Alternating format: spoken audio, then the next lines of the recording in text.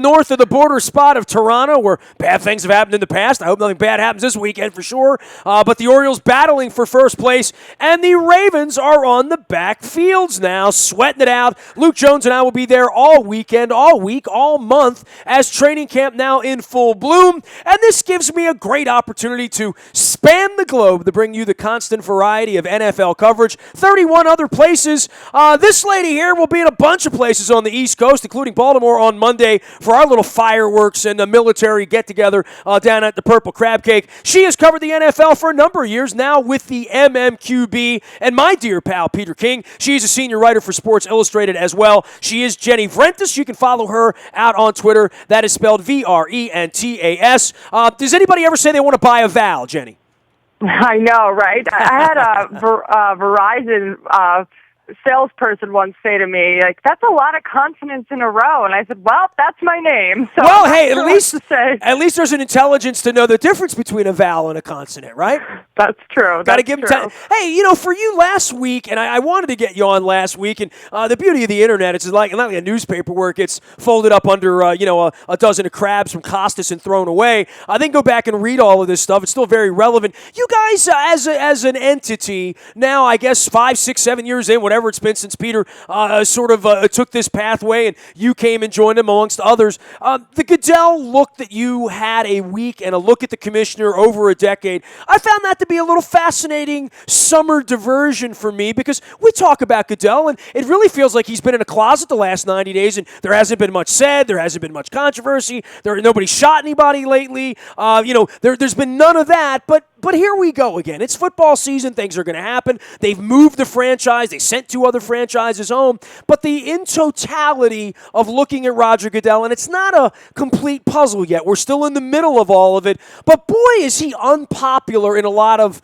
walks of life. Not with me. I tend to like him. I get along with him. He's always been fine with me. But the public perception of the warm and fuzzy and the guy holding all of these courtyards and training camps and town halls, I don't know that's done his Q any good, right? I mean, he gets booed. That's who he is. That's who the commissioner is.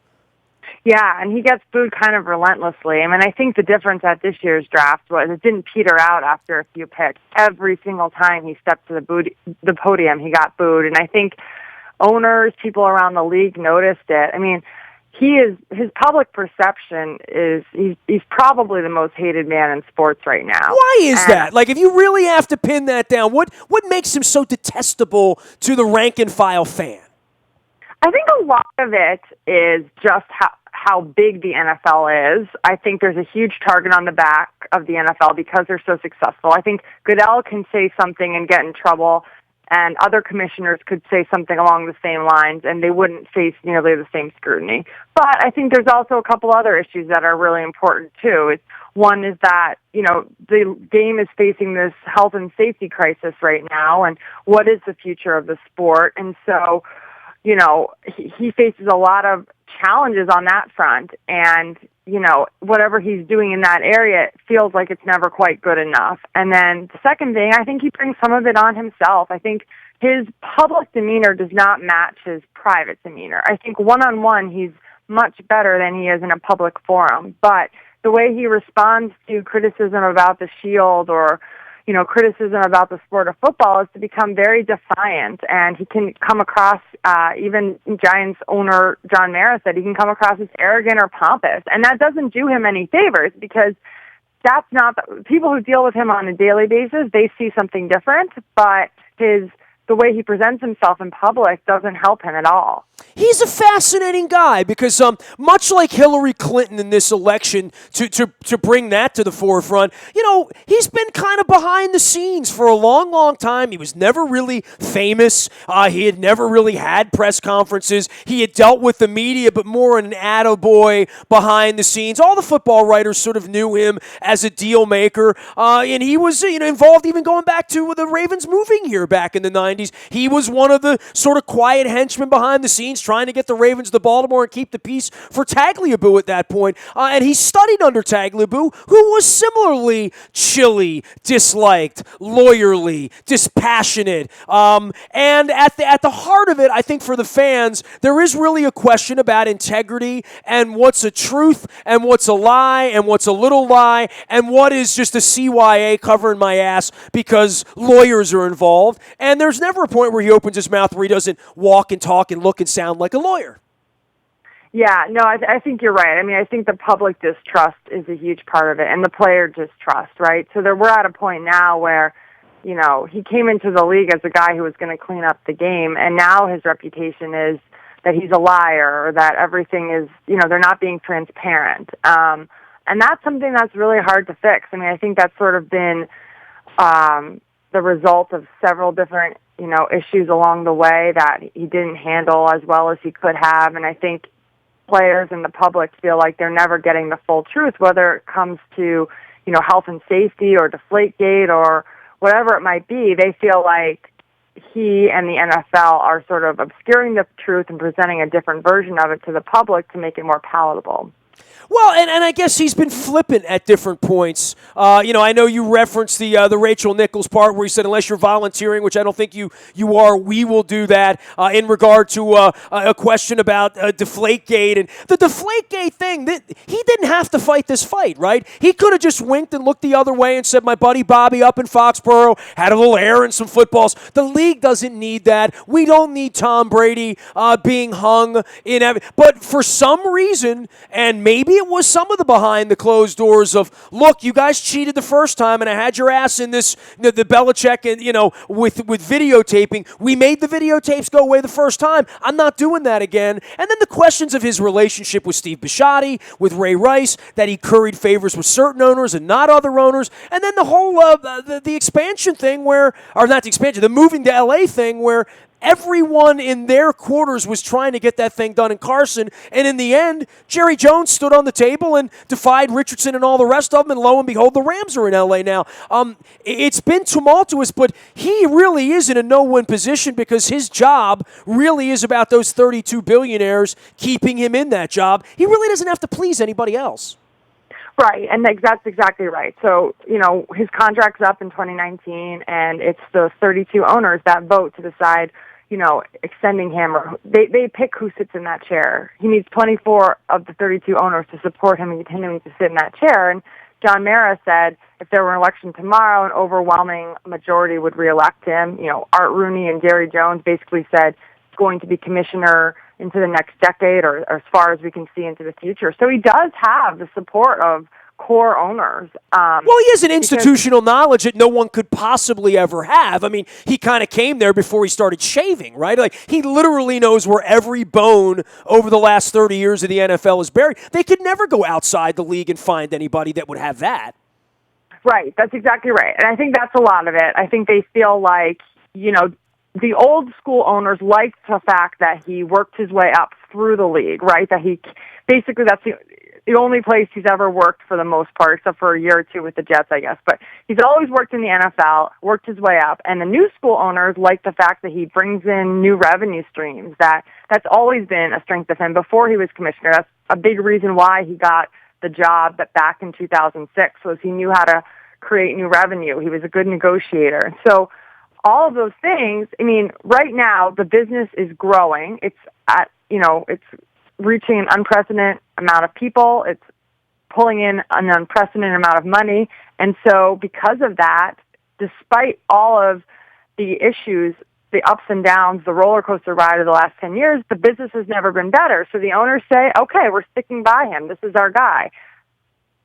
Roger Goodell and a sort of a week-long series at the MMQB. She is Jenny Fuentes. You can follow her out on Twitter at Jenny Fuentes, as well as at the MMQB, and camping it up. Last thing on the Goodell, and we'll get into real football and the Ravens and all the good stuff going on this week. What did you learn in doing the piece and in reading the piece? I mean, I feel like I learned some stuff that I didn't know, but through it, I mean, we're all reporters. We're all at these owners' meetings. We're all at these press conferences. I see you at the Super Bowl and the Combine and everywhere in between. It feels like there's very little meat left on that bone for Goodell, at least until the next and it's coming down the pike. I don't know, at some point in the next 90 days or 120 days, there's going to be some massive drama, some tragedy, some horrible thing where he's going to have a press conference again. I don't know that I need to learn anymore. I mean, I get it. They're trying to make money. They're trying to expand the game. For the first time, they've at least admitted that players' safety and their health may be at stake. I don't know what the Players Association, what kind of blood they're really looking to get out of this turnip at this point, you know? Yeah, and you're right. I mean, it's challenging covering the NFL because it's so thoroughly covered that there oftentimes isn't a lot of new ground. I think one of the main takeaways that I got from reporting the story was just that, you know, you never know exactly what's going to happen in the future. And you hear the public criticism and you say, is his job in jeopardy? But the way that the owners responded to the questions was very interesting to me. So some of them admitted, you know, we don't like the way actually a lot of them admitted, we don't like the way he's perceived. Some of them said he brings that on himself a little bit, but they are on a mission to change that. So I think that is going to be a big, undercover, it's not going to be out front, but it's going to be a big undercurrent for the next decade is the NFL and the owners trying to change the perception of him. Well, that's why I compared him to Hillary Clinton, right? I mean, you know, she's constantly trying to be more popular, and she just has the personality of a wonk and a person that pushes paper around, and it's very difficult to find a doctor with a personality. That's just not what they do. He's sort of like that but they have to push him out to the public, and he has to do press conferences and look like he's going to be a Saturday Night Live character, and it doesn't work for him. It's clearly not a comfortable place for him, and that would just seem to me to make it almost more uncomfortable, right? Well, and he doesn't care really about the public perception of him. And I think, you know, to his detriment, certainly. And I think people around him have tried for a long time to get him to care about the public perception. He's hypersensitive to criticism of the NFL or the sport of football. But when it comes to criticism of himself, he doesn't seem to care. And I think that at a certain point he's going to have to care. And I don't know what will get him to care, but they're obviously trying a bunch of things. They brought in Joe Lockhart, you know, Bill Clinton's former press secretary. I think they're trying to win back the public trust. I think a lot of these health and safety measures that we've seen in the last week, Elliot Pellman resigning, you know, new penalties for violating the concussion protocol, things like that, those are all designed to say, hey, we're throwing our weight behind health and safety even more. I think they're hoping that helps with public trust. Jenny Francis covering all things NFL. She's about to go camping with Peter King and the rest of the MMQB hooligans all up and down the East Coast and then working their way west. All right, so here's a great segue for you. I mean, John Harbaugh put pads on these guys rookie day for 5 minutes. Nobody hit anybody, and he had to stroke a $135,000 check or $137,000 check, and the team had to pony up $500,000 as well. That really is about safety. I mean, it's about rules and protocol and breaking my rules, but the reason the rule was set up was safety, and Goodell now appears to want to be the safety guy, and meanwhile here in Baltimore, we're just trying to get everybody healthy, man. You know? Yeah, and I mean, I think actually one of the not nationwide, how much have we heard about Joe Flacco coming off an ACL surgery, right? So that, I mean, speaking of players getting healthy, and the signs are positive so far, but that's still a major injury to be coming off of, and it's a huge storyline, and it's one that we haven't heard a ton about because it didn't happen that long ago. It happened in November. It's not like it happened in August or September. It's a little bit of a shorter recovery time. So I think, you know, as the Ravens get back on the practice field here, I mean, that's something that I think is, you know, you've heard a lot more about other ACLs like Jordy Nelson's than you have about Joe Flacco's, I feel like. Well, the other issue is there's, a precedent for this with Carson Palmer and with Tom Brady that says don't expect Joe to be Joe till October, kind of sort of maybe even November if it's going to come back, that there's a psychological, a physical part of this. Beyond that, the players around him, quite frankly, are unproven, might not be very good, and, oh, by the way, they're going to start a rookie at left tackle as well, first-round draft pick, and he'll be measured against John Ogden forever, no doubt about that, with Ronnie Stanley. But there are a lot of questions all over the complex in Owings Mills as you guys come in on Monday. Yeah, absolutely. And I think, signing Jake Long as sort of a insurance policy for Stanley, I think that was a good move. But you're right. I mean, a first-round pick at left tackle, that's always a bit of a gamble. I mean, the Giants did it, I remember, last year with Eric Flowers, and it ended up being fine, but there were definitely some early bumps in the road. And I think you always have to expect that because especially, with the style of football that a lot of these guys are playing in college, the transition is not as immediate as it once was. It's not as easy as it used to be when more colleges were playing pro-style offenses, and these guys were more used to some of the techniques they'll see in the NFL. Well, we hear Ronnie Stanley, great run blocker, not so sure about the pass blocking. It's the NFL. You got to pick that up, and I think a lot of players do come in somewhat one-dimensional based on whatever philosophy the coaches. And just the hash marks alone on the field change everything about the style of play, especially in the passing game for secondaries, for linebackers, for any stretch play.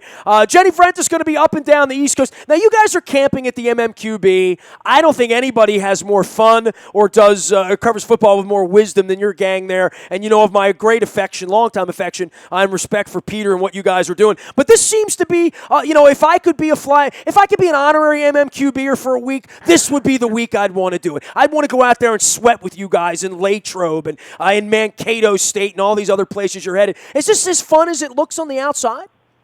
Yeah, I love training camp, other than the fact that, it's an abrupt end to summer when most of the rest of the world is still enjoying the final month of summer. Other than that, I love camp because, first of all, everywhere you go, there's such optimism, right? Everyone thinks their team is going to be good in August. So it's not like the same as dredging into a 4-10 team in December and trying to find a story. And it's just, I love going to these, especially when teams hold their training camps in, colleges, on college campuses. It has a special feel to it. Everyone's kind of bunking in the dorms and they're out on the practice fields early. And I think the way that we get to do training camp at the MMQB, you just get to see so many different teams in such a short span of time. You visit one practice, you hit the road, you're at another team the next day. A lot of driving in between, but it's such a unique opportunity to just kind of get the pulse of so many teams in a short time frame. Can you make sure the RV doesn't break down this year? I don't want to see that on my Twitter feed, okay? We had better luck last year. We had one of those sprinters that seemed to be pretty good. We lost power steering at one point, and Peter King said it was like driving it without power steering was like wrestling a black bear. But we're optimistic that we will have no more car issues this year, so should be good. You crazy kids, man. It's like being an REM before they got signed, just hanging out in the van and going town to town and playing your songs. Hey, we'll be following you guys at the MMQB. Enjoy your East Coast camping. Great stuff on Goodell last week throughout the website. Really enjoyed it, Jenny. Thanks for coming on. Thanks for having me. Always a pleasure. She is Jenny Vrentas, Vrentas. She, along with Peter King and a whole bunch of hooligans, run the MMQB, one of the great football websites out there. You can follow their journey, their camp, their postcards, their videos, all at the MMQB. And you can follow Jenny out on Twitter at her name, Jenny Vrentas, Jenny Vrentas. You can find me, Nasty, at WNST.net 24 hours a day from anywhere in the world on your mobile device by downloading the TuneIn Radio app. We do come in crystal clear wherever you are. We are WNST.net, AM 1570, and WNST Taos in Baltimore. And we never stop talking Baltimore sports.